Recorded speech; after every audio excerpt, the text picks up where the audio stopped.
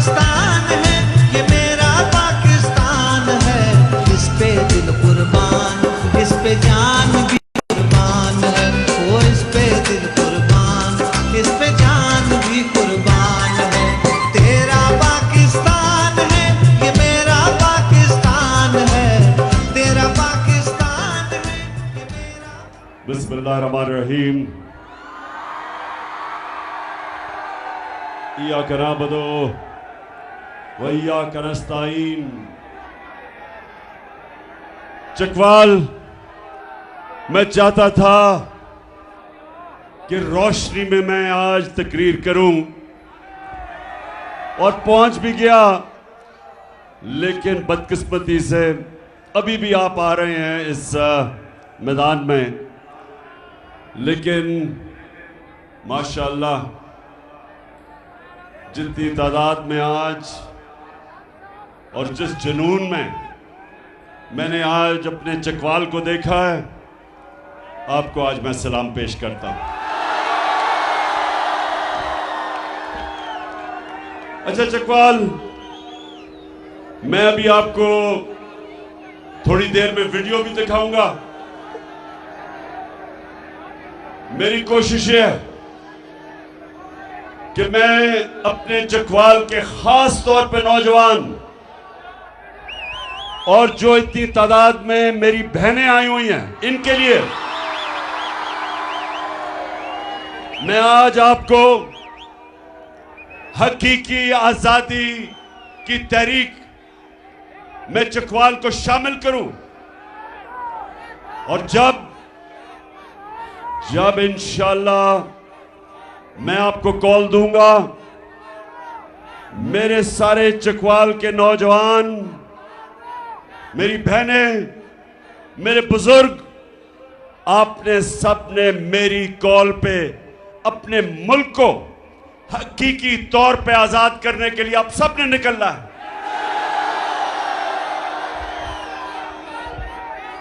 पहले तो मैं आपको खुशखबरी सुनाऊं।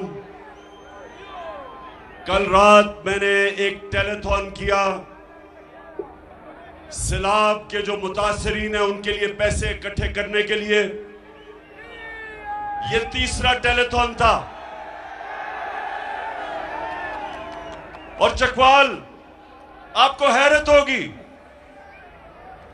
कि 3 टेलीथॉन में मेरी कौम ने 14 अरब रुपया मुझे दिया।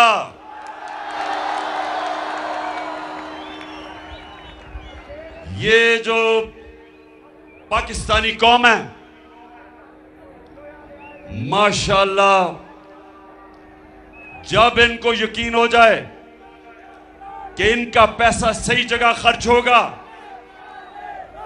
मैं ये दावा करता हूं कि दुनिया में इनसे ज्यादा खुले दिल के लोग नहीं हैं जो मेरे पाकिस्तानी हैं। तीन टेलीथॉन मतलब के 8.5 घंटे में 14 अरब रुपया, 14 अरब रुपया मेरी कौम ने उनके लिए इकट्ठा किया। आओ हम सब साथ चले, मुश्किल हो या आसानी, साथ में डाले हाथ चले। धड़कन है पंजाब मगर दिल अपना मेहरान है। अच्छा अब जरा सुनना है आपने। एक मैं पहले संजीदा बात से शुरू करना चाहता हूं। इस वक्त हमारे जो खास तौर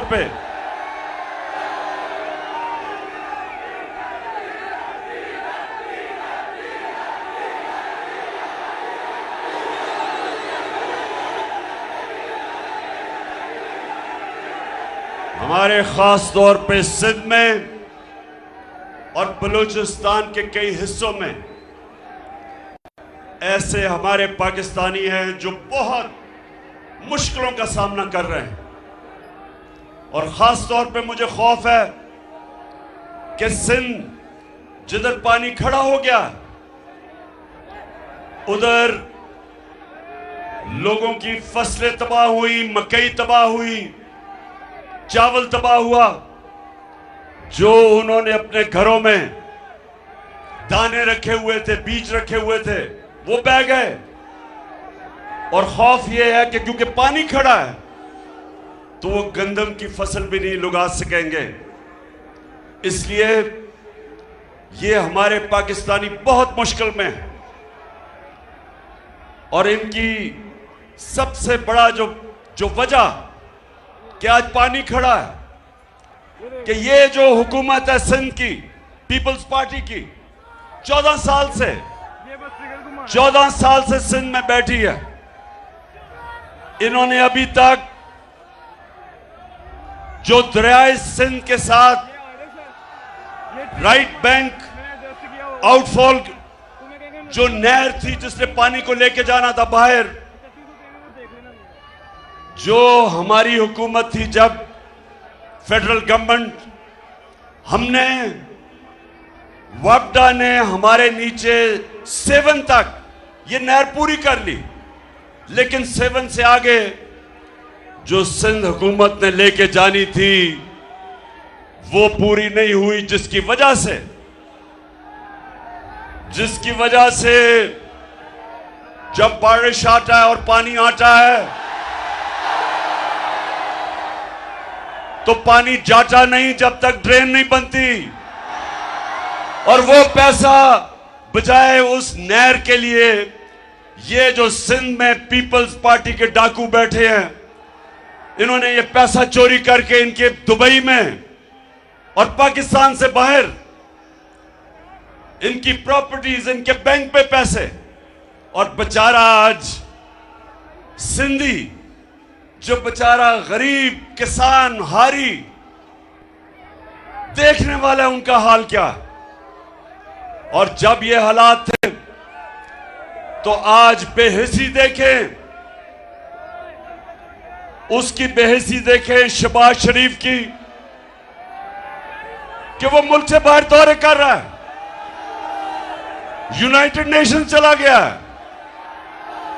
कौन सा मार का मारना यूनाइटेड नेशंस जब मुल्क के अंदर इतना बड़ा अजाब आया हुआ है। 3 करोड़ पाकिस्तानी मुतासिर हैं सैलाब से। कौन सा मुल्क का सरबरा मुल्क से बाहर तब जाता है जब इतना बड़ा है मुल्क के ऊपर अल्लाह का इम्तिहान आया हो। और दूसरी तरफ जो 14 साल से पीपल्स पार्टी का चेयरमैन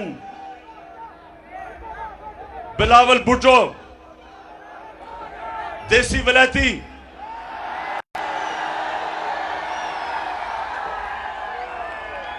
वो भी मुंह उठा के चला गया, बाहर चले गए हैं। और बाहर इन्होंने जाके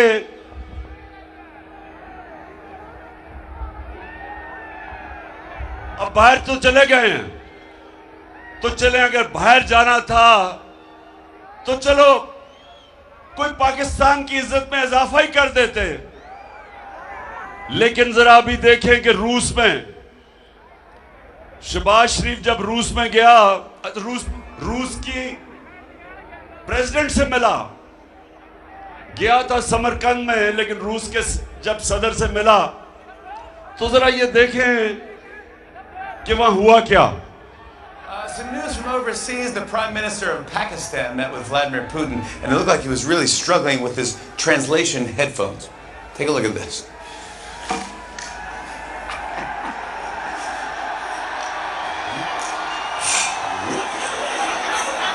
There you go. Уважаемый господин премьер-министр,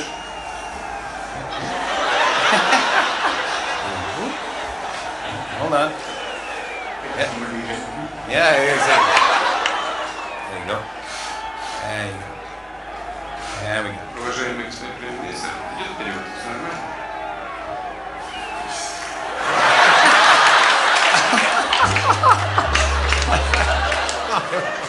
That guy is the leader of 220 million people. I just want to let you know. And then he finally got the headset in and his pants fell down. Isn't that unbelievable? So ये क्यों हुआ?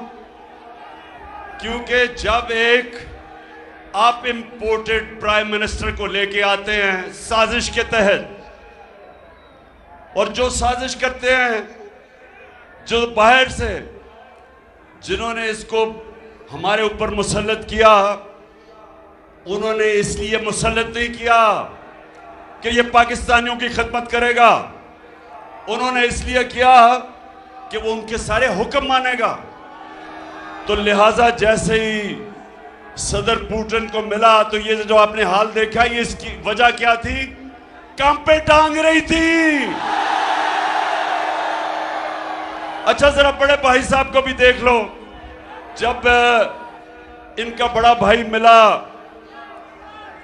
President Obama को, अमेरिकी president को मिला, जब नवाज शरीफ अमेरिकी president को मिलने गया तो चकवाल के नौजवानों, ये जरा देखो, जरा देखें कि उसकी काम पे भी टांग रही थी, जरा देखें।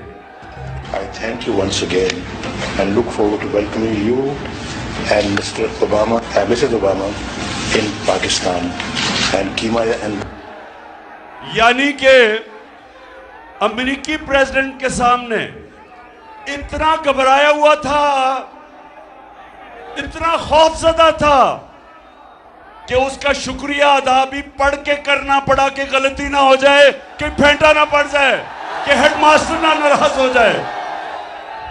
अच्छा, अब जरा एक और देख लें। ये वैसे मैं अपनी कौम को बार बार दिखाता हूं। वो कहते हैं ना, चकवाल, वो कहते हैं क्योंकि चकवाल से माशाल्लाह ये गाजियों और शहीदों की धरती है, खुददार लोगों की धरती है। तो वो कहते हैं कि 100 शेरों की फौज जिसका सरदार गीदड़ हो, 100 शेरों की फौज जिसका सरदार गीदड़ हो, वो हार जाएगी। 100 गीदड़ों की फौज जिसका सरदार शेर हो। अब जरा ये देखें कि हमारा ये इंपोर्टेड प्राइम मिनिस्टर क्या कहता है। मैं सऊदी अरब से होके आया हूँ, मैं यूएई के होके, अभी मैं तुर्की होके आया हूँ, और मैंने उन भाइयों को कहा कि आप हमारे बड़े अजीम भाई हैं, हमेशा आपने हमारी मदद की। और मैंने यही कहा, जब मैं आया हूँ तो आप समझेंगे शायद ये मांगने आया है। मैं मांगने नहीं आया, लेकिन मजबूरी है। जिस तरह माजी में 75 साल में आपने हमारा हाथ बटाया है, कुछ अर्सा आप हाथ बटा। मैंने कहा शहबाज शरीफ बजाय लोगों से मांगने के लिए, बजाय लोगों के सामने, मुल्कों के सामने हाथ फैलाने के लिए, बजाय इसके जो आपने, आपके बड़े भाई ने, आपके खानदान ने, आपके टब्बर ने, और जो जरदारी और उसके टब्बर ने जो 30 साल से इस मुल्क का पैसा चोरी करके मुल्क के बाहर ले गए हो, अगर आधा भी पैसा वापस ले आओ तो ये मांगने की जरूरत ना पड़े। हमें जलील ना करवाओ ऐसे कि मैं जी उधर मांगने गया तो मैं उधर मांगने गया। आधा भी पैसा ले आओ, मांगने की जरूरत ना पड़े। तो मैं अभी यूनाइटेड नेशंस का सेक्रेटरी जनरल आया हुआ था, जरा ये भी सुन ले। मैं इसलिए आपको ये चीजें बता रहा हूं। हमारे मुल्क की बदकिस्मती क्या हुई, कायदे आजम, हमारे बड़े लीडर, अजीम लीडर, और हमारी मुल्क की बदकिस्मती कि वो ज्यादा देर जिंदा नहीं रहे। मुल्क बनने के बाद वो ऊपर चले गए, अल्लाह को प्यारे हो गए। उसके बाद बड़े मेरे इख्तिलाफ भी होंगे जुल्फिकार अली भुट्टो से, लेकिन वो भी एक खुददार लीडर था। उसको साजिश करके तब भी मुल्क के अंदर जो मीर जाफर बैठे थे उनको, उसको गिराया और उसको फांसी चढ़ाई। वो भी आजादी की बात करता था। और उसके बाद ये जो इंपोर्टेड प्राइम मिनिस्टर आया, साजिश के तहत, बैरूनी साजिश, और यहां हैंडलर जो लेके आए। अब ये देखें, ये मैंने सारी दुनिया फिरा हूं, अपनी मेरी उम्र जितनी हो गई सारी दुनिया देखी है। मैंने कभी किसी प्राइम मिनिस्टर को ये बातें नहीं करते देखा जो इसने यूनाइटेड नेशंस का जो सेक्रेटरी जनरल अभी आया हुआ था एंटोनियो गुटेरेस, उससे पैसे मांग रहा था, उसे पैसे मांग रहा था। जरा ये सुने वो क्या कहता है। General Secretary, and I assure you, whatever support we get from your institution and through your institution, I give you my word of honor, along with all these ladies and gentlemen sitting on this table, ministers, general officers, government officials, ladies and gentlemen, that every penny we get from you or from wherever, we will spend it most transparently and in the interest of the suffering humanity. Thank you. एक minute, अब मैं उर्दू में तर्जमा कर रहा हूं इसका। चकवाल, ये उर्दू में तर्जमा सुनो। वो ये कह रहा है कि सेक्रेटरी जनरल साहिब, आप जो भी हमें पैसा देंगे या आप जो भी दुनिया से हमें पैसा इकट्ठा करके देंगे, मैं आपको यकीन दिलाता हूं कि वो हम पैसा चोरी नहीं करेंगे, दयानतदारी से खर्च करेंगे लोगों पे। अब शहबाज शरीफ, तुम इस मुल्क में तो ड्रामे करते रहे,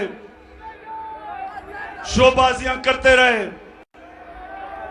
इश्तिहारों के अंदर तरक्की भी तुम्हारी होती रही, अरबों रुपया कौम ने खर्च किया, कौम का पैसा, टैक्स का पैसा आपने खर्च किया अपने इश्तिहारों में कि पंजाब स्पीड और जो भी आपने ड्रामे किए। अब आपका ख्याल है कि वो सेक्रेटरी जनरल को आप जब कह रहे थे कि सर हम आपका पैसा चोरी नहीं करेंगे, ठीक खर्च करेंगे, आपको ये नहीं पता कि यूनाइटेड नेशंस के सेक्रेटरी जनरल, उसने पूरी एक टीम बिठाई हुई है, जिस टीम का मकसद क्या है कि वो पता चलाए कि गरीब मुल्क गरीब क्यों हो रहे हैं और अमीर मुल्क अमीर क्यों हो रहे हैं। इसको कहते, एक पैनल मायशत के एक्सपर्ट्स, माहिरीन को बिठा के उन्होंने ये रिसर्च करवाई कि अमीर मुल्क अमीर क्यों हो रहे हैं और गरीब मुल्क गरीब क्यों हो रहे हैं। उस पैनल ने क्या 2 साल की रिसर्च के बाद किस नतीजे पे आए? उन्होंने कहा कि अमीर और गरीब मुल्क में फासले एक वजह से बढ़ रहे हैं कि गरीब मुल्कों के प्राइम मिनिस्टर वो क्या करते हैं कि वो मुल्क का पैसा चोरी करके, जिसको मनी लॉन्ड्रिंग कहते हैं, और वो मुल्क से बाहर ले जाते हैं और बड़े बड़े लंदन में बड़े बड़े महल खरीद लेते हैं और ऑफशोर अकाउंट्स में पैसा रख देते हैं। तो जब गरीब मुल्कों के अपने बड़े बड़े ओहदेदार उसी मुल्क का जब पैसा चोरी करके बाहर लेके जाते हैं, मुल्कों का दिवालिया निकल जाता है। वो सेक्रेटरी जनरल को खुद पता है इस चीज का कि 60% चकवाल 60% जो पाकिस्तान के वजीर बनाए हुए हैं वो जमानत पे हैं, उनके करप्शन के केसेस हैं, वो जमानत पे बैठे हुए हैं। तो वो किस मुंह से तुम्हें पैसे देगा? कभी चोरों को भी कोई पैसा देता है? उसको पता है कि तुम्हें और तुम्हारे बेटे को सजा होने वाली थी FIA के केस में, जिधर 16 अरब रुपए तुमने अपने रमजान शुगर मिल के नौकरों के नाम पे लिए। एक मकसूद चपड़ासी के नाम 4.25 अरब रुपया लिया। 4.25 अरब रुपया मकसूद चपड़ासी, जिसकी तनख्वाह 15,000 रुपए थी। और वो मकसूद चपड़ासी भी आते साथ ही तुम्हारे मर गया। 3 और गवाह भी मर गए, सब हार्ट अटैक से मर गए। और फिर डॉक्टर रिजवान जो FIA का इन्वेस्टिगेट कर रहा था, वो भी हार्ट अटैक से मर गया। तो उस सेक्रेटरी जनरल को सारा पता है।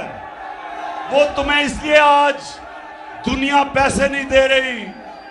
इतना बड़ा सानिया हुआ पाकिस्तान में, क्यों दुनिया पैसे नहीं दे रही? क्योंकि दुनिया को पता है कि इस वक्त बैरूनी साजिश के तहत मुल्क के ऊपर डाकुओं को बैठा दिया है, चोरों को बैठा दिया है। कोई चोरों को पैसा नहीं देता। और आपको मैं आज बता रहा हूं, 8 घंटे के अंदर इसी कौम ने 14 अरब रुपया हमें दिया टेलीथॉन में मुतासरीन के लिए। क्योंकि उनको पता है कि इमरान खान के पास पैसे नहीं, उसके पास प्रॉपर्टीज नहीं, उसके पास, और जो भी इमरान खान का बाहर था सब बेच के आज पाकिस्तान ले आया, या चोरी करके पैसा बाहर लेके जाए। कौन आपको पैसा देगा? और यही नहीं, चकवाल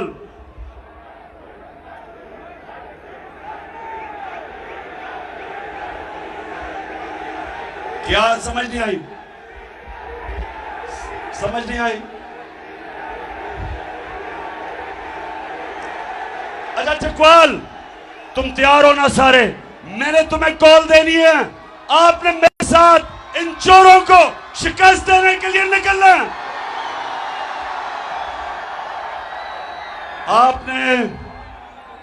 आपको क्रिकेट के उन्होंने, जिस जमाने में मैं क्रिकेट खेलता था, आपको क्रिकेट के उन्होंने थोड़े से शॉट्स दिखाए। नौजवानों मेरी बात सुन लो, नौजवानों आपके लिए मैंने अपनी 20 साल इंटरनेशनल क्रिकेट खेलने के बाद सबसे बड़ा सबक क्या सीखा? वो क्या मैंने सबक सीखा? कि जो इंसान हार नहीं मानता, उसको हार हरा नहीं सकती।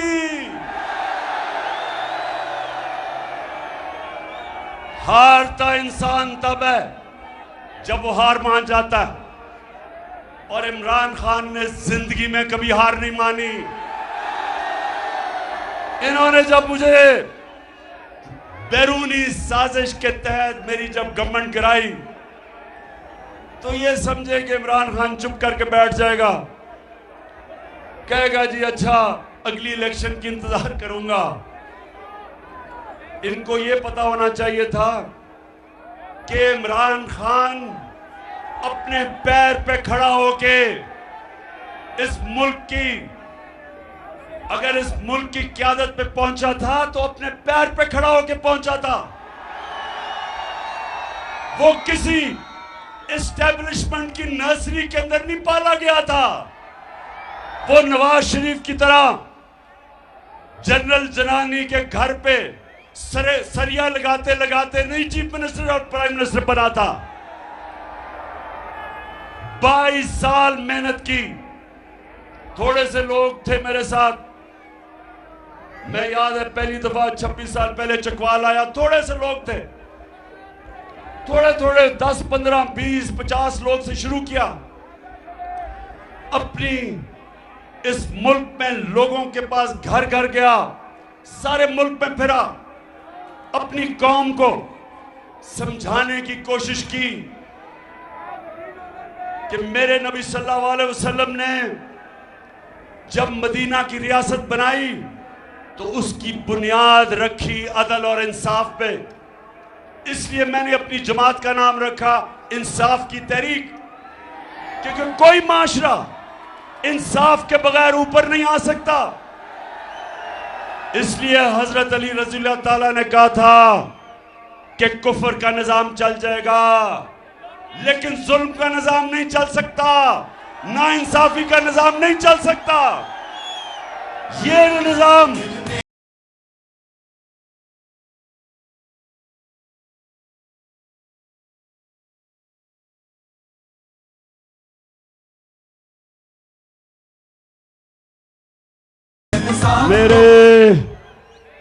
मेरे नबी सल्लल्लाहु अलैहि वसल्लम, दुनिया के सबसे अजीम लीडर ने क्या कहा कि वो कौमें, चकवाल ये जरा आज मेरी बड़ी गौर से आपने बात सुननी है, क्योंकि उसके बाद मैं तहरीक में निकलने लगा हूं। मैं ये कभी इन चोरों को तस्लीम नहीं करूंगा, कभी मैं इन चोरों को तस्लीम नहीं करूंगा। जब तक मेरे में खून है मैं इनका मुकाबला करूंगा, और जो भी इनके पीछे समझ रहे हैं कि ये कौम चोरों को तस्लीम करेगी, उनका भी मुकाबला करूंगा, कभी हार नहीं मानूंगा। मेरे नबी सल्लल्लाहु अलैहि वसल्लम ने कहा था, चकवाल नौजवानों, ये आपके लिए खास तौर पे मेरा काम है आपकी तरबियत करना। मैं आपका बाप की तरह हूं, और मैं जिस तरह अपने बेटों को समझाता हूं कि आपके सामने दो रास्ते हैं। जब आप नमाज पढ़ते हैं तो सिर्फ अल्लाह से आप मांगते हैं वो रास्ता जिस पे अल्लाह ने लोगों पे नेमतें बख्शी। आप अल्लाह से कहते हैं वो रास्ता नहीं जो तबाही का रास्ता है। आप सबके सामने दो रास्ते हैं। एक रास्ता है कि इन चोरों की हम गुलामी करें, यह तबाही का रास्ता है। दूसरा रास्ता है कि हम अपने नबी सल्लल्लाहु अलैहि वसल्लम की सुन्नत के ऊपर चलते हुए राय हक पे खड़े हों। अमर बिल मारूफ, जो कुरान में अल्लाह में हुक्म देता है कि अच्छाई के साथ खड़े हो और बुराई के खिलाफ जहाद लड़ो। अगर आपके कैबिनेट 60% लोग चोरी के ऊपर जमानत पे हो, आसिफ जरदारी जैसा डाकू, मुल्क का बड़ा डाकू, वो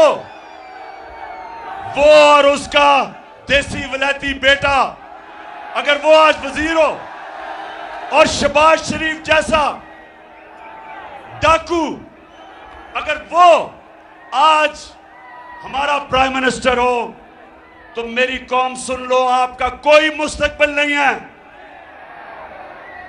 5 महीने में इन्होंने क्या किया पाकिस्तान के साथ, जरा गौर से सुनो। मैं आपको अदाद और शुमार बता रहा हूं कि इस मुल्क से हुआ क्या है 5 महीनों में। जब इन्होंने हमारी हुकूमत कराई और इन्होंने सबने एक बात कही कि जनाब महंगाई बहुत बढ़ गई, इमरान खान से महंगाई कंट्रोल नहीं हो रही। इनके साथ इनके लिफाफे सहाफी जो पैसे लेके अपने जमीर बेचते हैं, और वो मीडिया हाउस, और आपको सबको पता है वो मीडिया हाउस जिसको पैसे दे के जो मर्जी मुल्क के खिलाफ करवाना हो करवाओ, चोरों को भी चोरी भी बचाने के लिए तैयार। इन सबको इन्होंने मिला के हमारे खिलाफ, मेरे खिलाफ प्रोपेगेंडा किया कि माइशत तबाह हो गई, महंगाई आसमानों पे चली गई, महंगाई मार्च कर दी। देसी वलैती बिलावल ने महंगाई मार्च कर दी।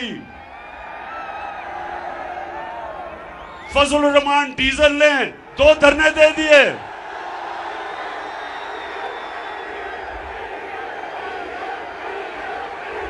दो दफा मिस्टर डीजल इस्लामाबाद आ गए गवर्नमेंट कराने के लिए। कोई FIR नहीं काटी, कोई रास्ते नहीं रोके, कोई तशद्दुद नहीं किया। हमने कहा तुम्हारा जमहूरियत आ जाओ। जब अब जरा गौर से एक एक चीज नोट करें, जो मैं कह रहा हूं, जिनको अपना फोन, मोबाइल फोन इस्तेमाल करना आता है, आप गूगल करके सारी अब चीज चेक कर सकते हैं कि मैं सच बोल रहा हूं या नहीं। जिस दिन इन्होंने अदम एतमाद किया हमारे ऊपर, जिस दिन उन्होंने अदम एतमाद किया, तो डॉलर पाकिस्तान में 178 रुपए का था। फिर से सुन लो, $1 पाकिस्तान में उसकी कीमत 178 रुपए की थी। उस वक्त पेट्रोल और डीजल 150 रुपए लीटर था। नोट कर लो, ये 150 रुपया लीटर पेट्रोल और डीजल। आलमी मंडी में तेल $103 का था। आज आलमी मंडी में तेल $93 का है, $10 कम है। आज डीजल 150 रुपए से पहुंचे 250 रुपए पे, 100 रुपया महंगा। आलमी मंडी में तेल कम, डीजल ज्यादा। पेट्रोल आज 80 रुपया ज्यादा महंगा, जबकि तेल कम इंटरनेशनल मंडी में। बिजली, जिन जिन के पास बिजली के बिल आए हैं, सुनो, हम 16 रुपए यूनिट पे बिजली हमारे जमाने में थी, आज 36 रुपए यूनिट पे, और टैक्स मिला के 50 रुपए यूनिट से भी ऊपर चली गई है। 3 गुना ज्यादा बिजली की कीमत बढ़ गई है। गैस, ये सर्दियों तक IMF कह रहा है 250% ज्यादा बढ़ने वाली है। महंगाई, आटा 55 रुपए किलो था, आज 100 रुपए किलो से ऊपर चला गया और कई जगह मिल ही नहीं रहा। चावल, मैं ख्वातीन बैठी है, इनको सब पता ही है मैं क्या कह रहा हूं।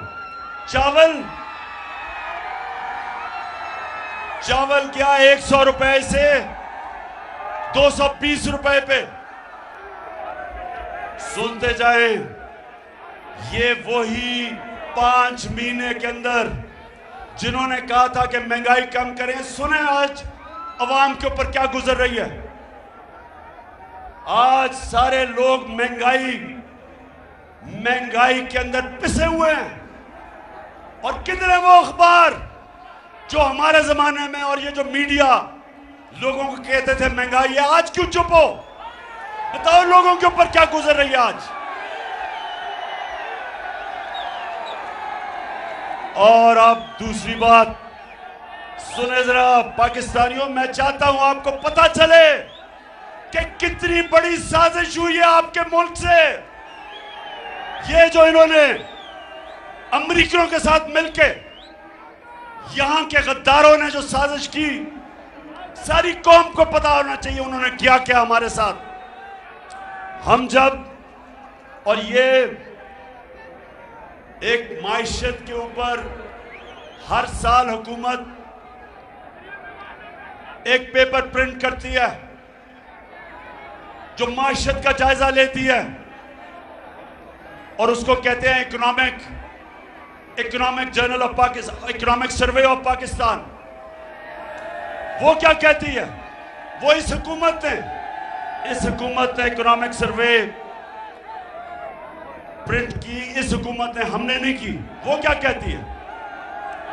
पाकिस्तानियों, 17 साल में, हमारे तीसरे और चौथे साल में, 17 साल के बाद सबसे ज्यादा हमारी माशी तरक्की हुई, 5.6%, और 6% चौथे साल पे।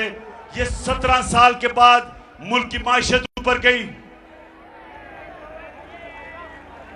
हमारी 17 साल के बाद इंडस्ट्री, सनत 11% के ऊपर आगे बढ़ रही थी।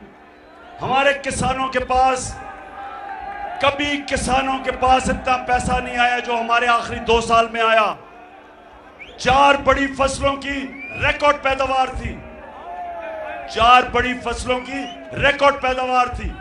गन्ने के जो बेचारे किसान थे, हमने शुगर माफिया से उनको पूरी कीमत लेने दी, पूरा पैसा दिलवाया, हमने खादें नीचे रखी। ट्यूबवेल पे हमारे दौर पे यूनिट 8.5 रुपए यूनिट था, आज 36 रुपए यूनिट है। किसानों का इन्होंने माशी कत्ल कर दिया। डीएपी 8,000 हमारे दौर में आज 14,000 है। पोटाशियम 4,000 हमारे दौर में थी, आज वो 16,000 पे चली गई है।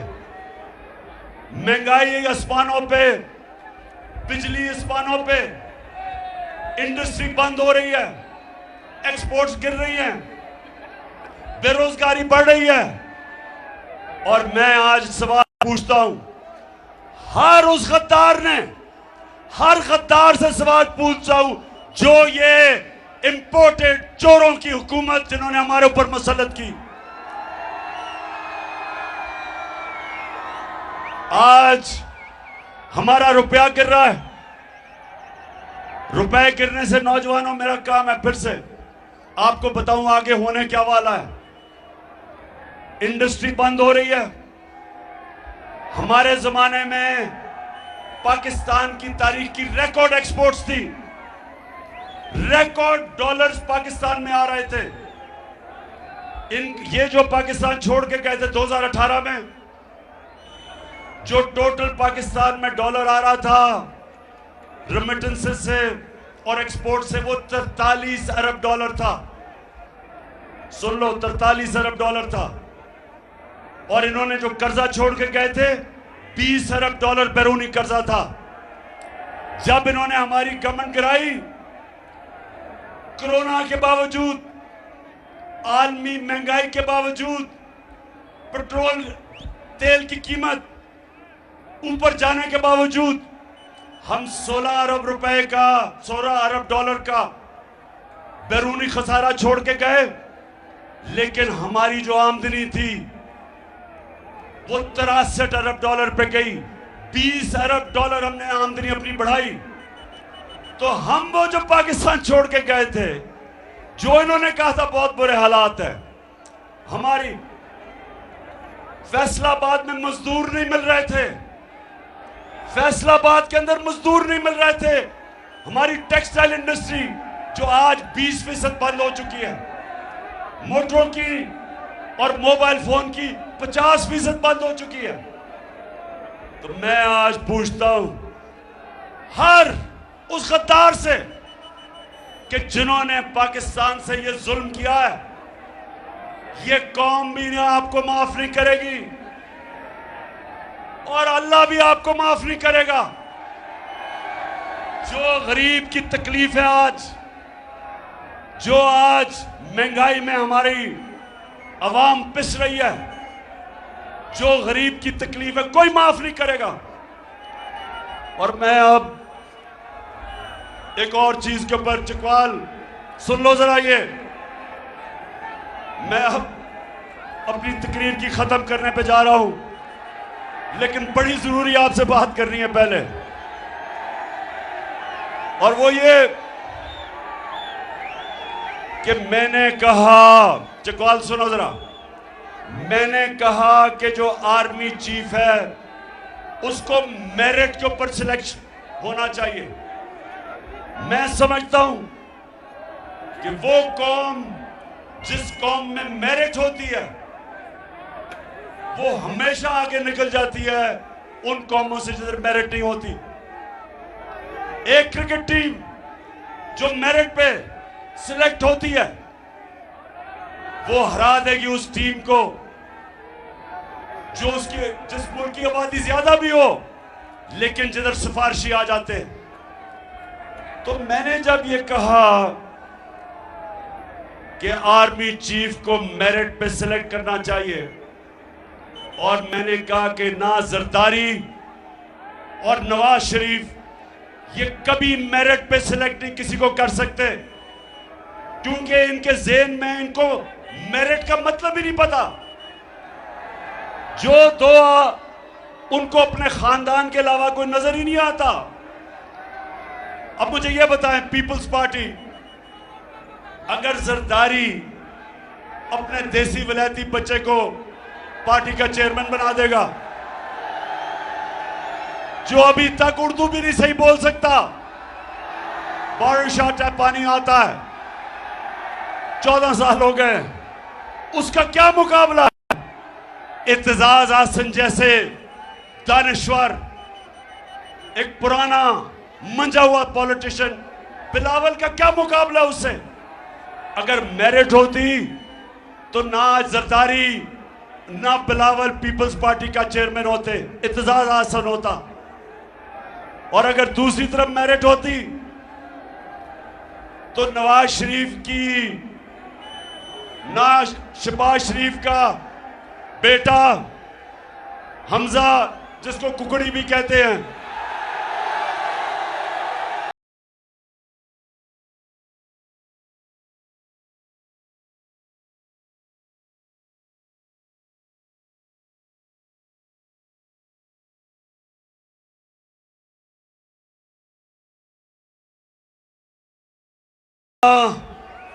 हमजा ने पंजाब का वजीर आला बनना था और ना मरियम बीबी ने बनना था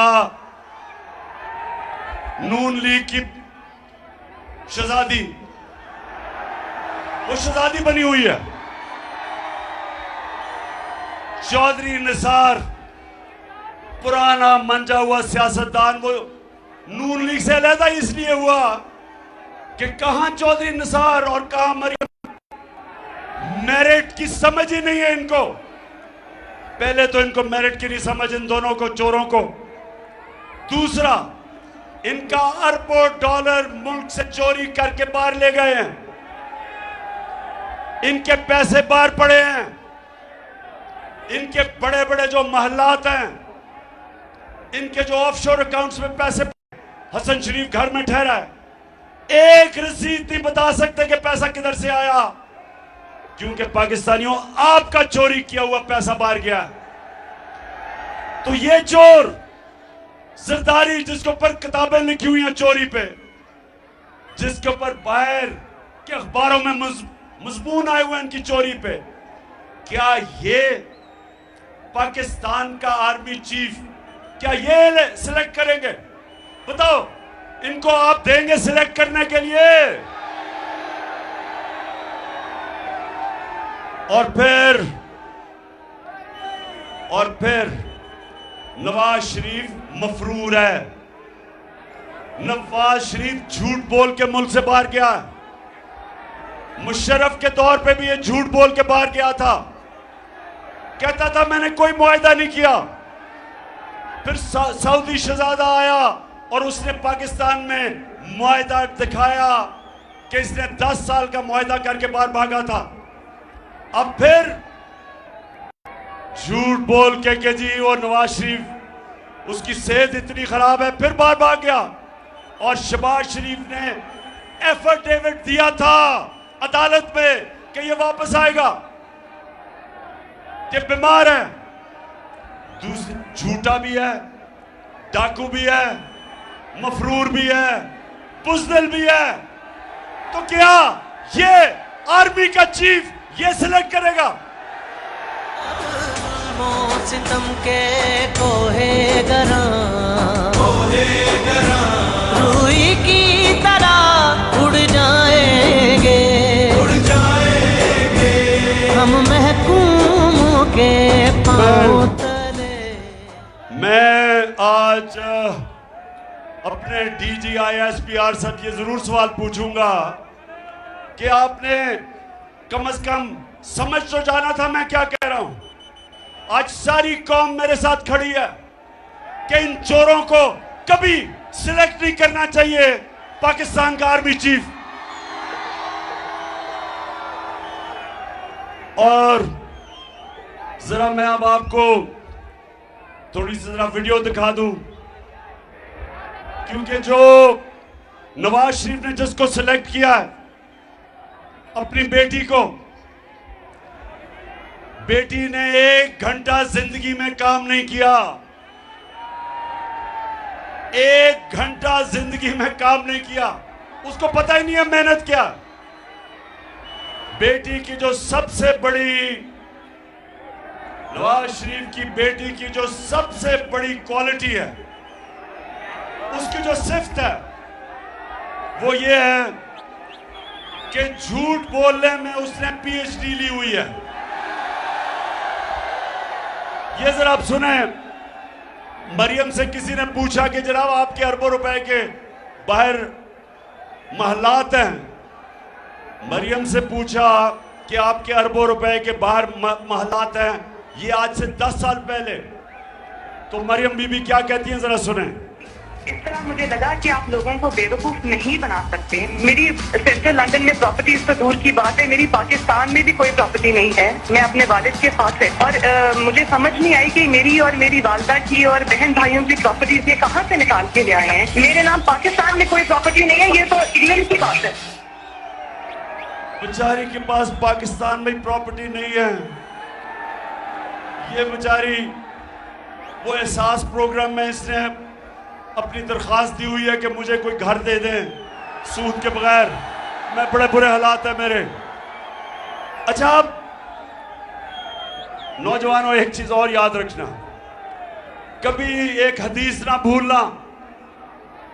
मेरे नबी सल्लल्लाहु अलैहि वसल्लम ने एक दफा कहा कि शैतान इंसान के गुनों को नशर करता है। अल्लाह अल हक है, उसका वादा है कि सच सामने आना है, सच का खुदा है। तो ये तो दावा कर दिया कि मेरी लंदन तो छोड़े, पाकिस्तान में प्रॉपर्टी नहीं है, मैंने तो रहने के लिए कोई जगह नहीं है। उसको नहीं पता था कि अल हक ने 4 साल के बाद एक इंटरनेशनल इंकशाफ कर देना है। पैनामा पेपर्स, एक दुनिया में इंकशाफ हो गया कि जिन्होंने अपनी प्रॉपर्टीज छुपाई हुई थी वो सारा सामने आ गया। तो जब वो सामने आया तो चकवाल ये गौर से सुने, मरियम के भाई क्या कहते हैं। बात को तस्लीम करता हूँ कि अल्हम्दुलिल्लाह पाक लेन के ऊपर जो अपार्टमेंट्स हैं वो अल्हम्दुलिल्लाह हमारे हैं। मैं इस बात को तस्लीम करता हूँ कि उनको ऑफशोर कंपनीज नेस्कॉल लिमिटेड और नीलसन लिमिटेड जो है उनको ओन करती हैं। और मैं आपको ये भी अर्ज करता हूँ उनको होल्ड कर रही है इस वक्त मरियम नवाज शरीफ, मेरी हमशीरा जो है। ना तो सिर्फ वो हमारे हैं, बल्कि वो जो कह रही थी 4 साल पहले कि मेरी तो लंदन छोड़ो पाकिस्तान में भी कोई प्रॉपर्टी नहीं, वो उसकी थी प्रॉपर्टी। अरबों रुपए के लंदन के 4 महलात मरियम के नाम पे थे। अब मैं मरियम को एक चीज आपको मुझे मानना पड़ेगा, मैंने कभी किसी को इतने सीधे मुंह से झूठ बोलते नहीं देखा। अब ये जरा देखें कि मरियम से किसी ने पूछा, जब पूछा कि ये तो आपकी प्रॉपर्टीज हैं, पैसा किधर से आया, तो मरियम अब क्या कहती है, जरा ये देखें।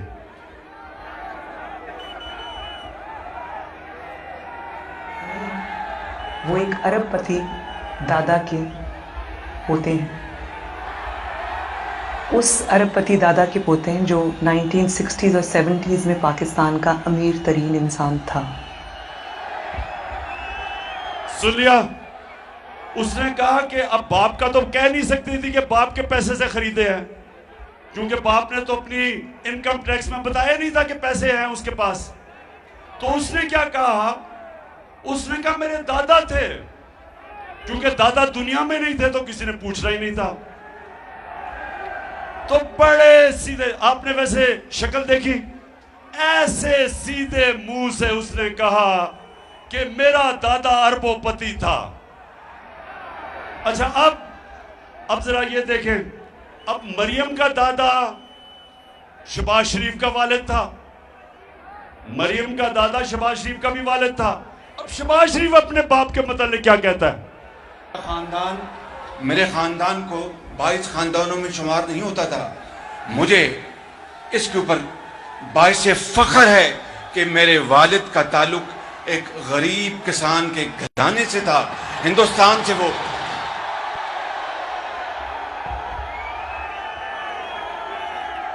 तो मेरी बहनें आप देख रही हैं, बहनें देख रही हैं कि एक इतना बड़ा झूठ बोलो लेकिन एक लाइन भी टच से मस ना हो। ऐसे सीधे मुंह से झूठ मैंने कभी किसी को बोलते नहीं देखा। ट्रिपल PhD है वैसे झूठ बोलने की वो। अच्छा, अब मैं आखिर में चकवाल, पहले तो मैं आपके जज्बे और जुनून को खास तौर पे आज खराज तहसीन पेश करता हूं। माशाल्लाह आपका शऊर, एक एक चीज आप समझ गए। मैंने आपको ये बताने की कोशिश की कि देखिए जो मुल्क ऊपर जाते हैं, ये प्लीज ये बात सुन लें। एक वो आपके सामने पाकिस्तानी खड़ा है, सारी दुनिया देखी है जिसने। मैं आपको आज बताऊं कि वो मुल्क जो तरक्की करते हैं, वो मुल्क मेरे नबी सल्लल्लाहु अलैहि वसल्लम ने जो मदीना के अंदर असूल बनाए थे, उन उसूलों पे वो खड़े होते हैं। उन मुल्कों के अंदर कानून की बालादस्ती है, उन मुल्कों में अदल और इंसाफ है, और उनके जो शहरी हैं वो अमर बिल मारूफ पे चलते हैं, हक के साथ खड़े होते हैं, अच्छाई के साथ खड़े होते हैं और बुराई के खिलाफ जहाद करते हैं। बर्तानिया का प्राइम मिनिस्टर, चकवाल ये गौर से सुने, भारी अक्सरियत से उसने जीता इलेक्शन। बोरिस जॉनसन, चकवाल के लोगों, बोरिस जॉनसन लंदन में जब इंग्लैंड में इलेक्शन जीता भारी अक्सरियत से, उससे एक गलती हो गई। जब कोरोना के दौर पे उन्होंने कहा कि लोगों को फासले रखने हैं, लोगों को जमा नहीं होना, उससे गलती ये हो गई कि अपने ऑफिस के बाहर एक दिन उसने अपने ऑफिस के लोग जमा कर लिए। पाकिस्तान में ये अखबार में भी खबर ना आती। लोगों ने सवाल पूछा कि आप लोगों को कह रहे हैं कि फासले रखो, सोशल डिस्टेंसिंग करो, लेकिन आपने अपने ऑफिस के लोगों से क्यों इकट्ठा करके मुलाकात की जब लोगों को आप कह रहे हैं कि फासले रखो? मेरे पाकिस्तानियों, इस चीज के ऊपर उसको रिजाइन करना पड़ा। इस चीज में या 16 अरब रुपए का डाका मारा है और उसको वजीर आजम बना दिया, उसके बेटे को बना दिया। एक बेटा मफरूर उसका बाहर भागा हुआ है, नवाज शरीफ के 2 बेटे बाहर भागे हुए हैं, और आज हम तस्वीर देख रहे हैं कि शहबाज शरीफ नवाज शरीफ को मिलके तय कर रहे हैं कि पाकिस्तान का आर्मी चीफ कौन होना चाहिए। इससे ज्यादा चकवाल, इससे ज्यादा इस हमारे मुल्क की क्या तौहीन हो सकती है कि ये चोर फैसले करें इस मुल्क के ऊपर? क्या मुस्तकबिल हो सकता है? आपका क्या मुस्तकबिल हो सकता है कि चोर ऊपर बैठ जाए? एक फैक्ट्री के ऊपर आप चोर बैठा दें, फैक्ट्री बंद हो जाएगी। मुल्क किस तरह चल सकता है? और ये जो लोग समझते हैं कि हम चुप करके या डराने धमकाने से हम चल जाएंगे और हम इनको कबूल कर लेंगे। मीडिया के ऊपर, मीडिया पे पाबंदियां, जो इमरान खान को मीडिया दिखाता है उसको बंद करते हैं, जो सहाफी हमारी राय देखता है या हमारे प्रो होता है उसको बंद करते हैं। इमरान रियाज जैसे आदमी को जेल में डाला, अशरफ शरीफ जैसे एक गैरतमंद, एक मुहिब्बत पाकिस्तानी को मुल्क से बाहर भगा दिया, साबिर शाकिर को बाहर भगा दिया। एयाज अमीर, आपके चकवाल का एयाज अमीर, उसको इन्होंने जलील करने की कोशिश की। समी इब्राहिम, सिर्फ उनका कसूर यह था कि वो उनमें जुर्रत थी राय हक पे चलने के लिए। डराना शहबाज गिल से जो इन्होंने किया, नंगा करके उसको मारा, जेल में बंद करके तशद्दुद किया, और मेरे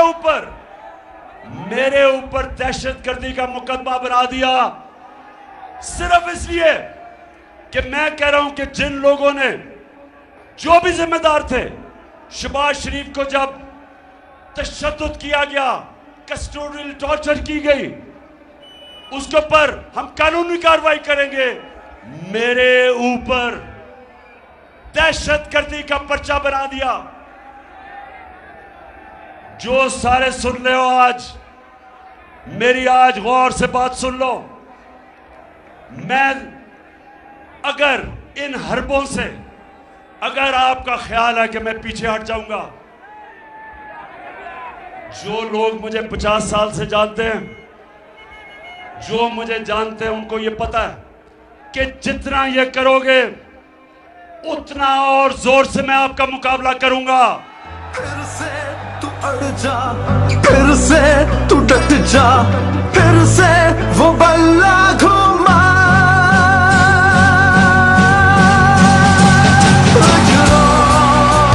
कदम बढ़ा, फिर से वो लम्हा दोहरा, जब जीत के आया था, फिर से वतन को जिता। चकवाल, वैसे माशाल्लाह आपका जज्बा जुनून फिर मार गया हूं। सलाम पेश करता हूं आपको। चकवाल, दाग उठा है सारा वतन साथियों। अच्छा चकवाल, अब हमने सबने, हर पाकिस्तानियों को मैं आज कह रहा हूं, तैयारी करो, तैयारी करो आप सब। और मैं सियासत की बात नहीं कर रहा, मैं हकीकी आजादी की बात कर रहा हूं, मैं जहाद की बात कर रहा हूं, मैं उस पाकिस्तान की बात कर रहा हूं जो मेरे लीडर कायदे आजम ने जद्दोजहद की, और मेरा जो नजरियाती लीडर इलामा इकबाल की जो सोच थी, उस पाकिस्तान को अगर हमने, वो पाकिस्तान जिसने एक अजीम कौम बनना था, जिधर दुनिया में हर पासपोर्ट की इज्जत होनी थी, जिसका नारा था कि पाकिस्तान का मतलब क्या,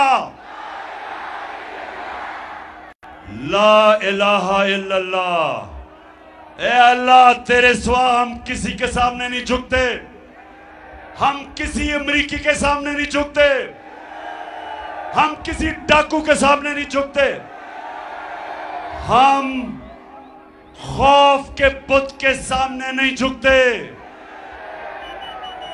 कूफा के लोगों को पता था कि हजरत इमाम हुसैन राय हक पे थे। कूफा के लोग जानते थे, लेकिन यजीद के खौफ की वजह से निकले नहीं। और इस्लाम की तारीख का सबसे बुरा सानिया हुआ, सबसे तकलीफदेह वाक़या हुआ, क्योंकि लोग डर गए, खौफज़दा हो गए, ला इलाहा इल्लल्लाह को भूल गए। बजाय अल्लाह कि तेरे सिवा हम किसी के सामने नहीं झुकते, खौफ के बुत के सामने झुक गए और जुल्म हुआ। इस्लाम की तारीख का सबसे बड़ा सानिया हुआ। मैं आज अब पाकिस्तानियों को कह रहा हूं कि तोड़ दो ये खौफ के बुत को तोड़ दो। ये जो टेलीफोन आता है जी गुमनाम नंबर से धमकियां देने के लिए, वापस धमकियां दो उनको। जो डराता है वापस डराओ उसको। जो मिस्टर एक्स और मिस्टर वाई लोगों को धमकियां देते हैं, वापस धमकियां दो इनको। ये होते कौन है? ये होते कौन है आपको डराने वाले? आप हैं इस मुल्क की कौम, अवाम है मुल्क का। जो मुल्क की क़यादत अवाम का फैसला है। ये खुफिया नंबरों से डराना धमकाना कि जी हम ये कर देंगे वो कर देंगे, जो करना करो हम भी करेंगे।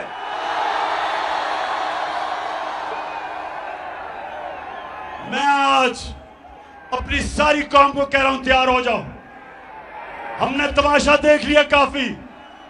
ये चोरों को जो दुनिया में जाके हमें जलील करते हैं, दुनिया में मजाक उड़ा है, बाहर मजाहिया प्रोग्राम हुए हैं कि वो जो प्रेसिडेंट पुतिन के सामने बैठ के कैंपेन जिसकी टांग रही थी, सारी जगह में जलील करते हैं। हमने पाकिस्तानी कौम फैसला कर लो कि जो भी हो जाए, हमने अपने मुल्क को हकीकी तौर पे आजाद करना है। तो चकवाल, मेरी कॉल के लिए तैयार हो? मेरी बहनें आप भी तैयार हो? हमारी पाकिस्तान की ख्वातीन भी आज इस हकीकी आजादी की जंग में पूरी तरह शिरकत करेंगी। मेरे नौजवान, आपने तो खैर सबसे ज्यादा तैयार होना है, लेकिन हर पाकिस्तानी को मैं आज कह रहा हूं, आपका कप्तान जब तक उसके अंदर, जब तक मैं जिंदा हूं, मैं इंशाल्लाह इनका मुकाबला भी करूंगा और इनको शिकस्त भी दूंगा। पाकिस्तान जिंदाबाद।